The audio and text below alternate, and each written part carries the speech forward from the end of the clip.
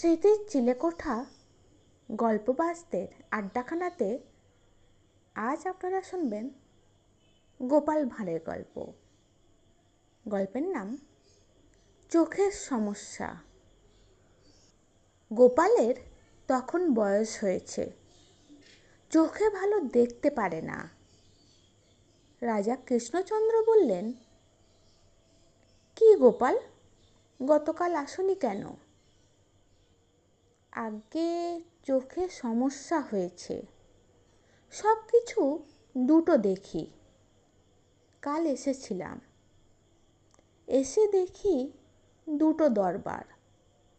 কোনটায় ঢুকবো ভাবতে ভাবতেই এ তো তোমার জন্যে ভালোই হলো, তুমি বড়লোক হয়ে গেলে। আগে দেখতে তোমার একটা বলদ, এখন দেখবে দুটো বলদ।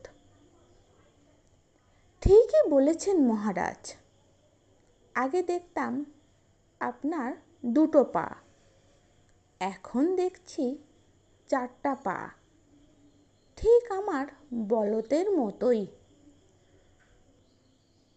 কেমন লাগলো আজকের গল্পটা?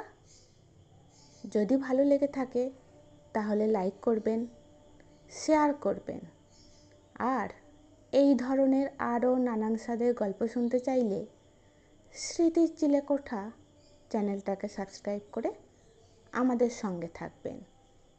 ভালো থাকবেন।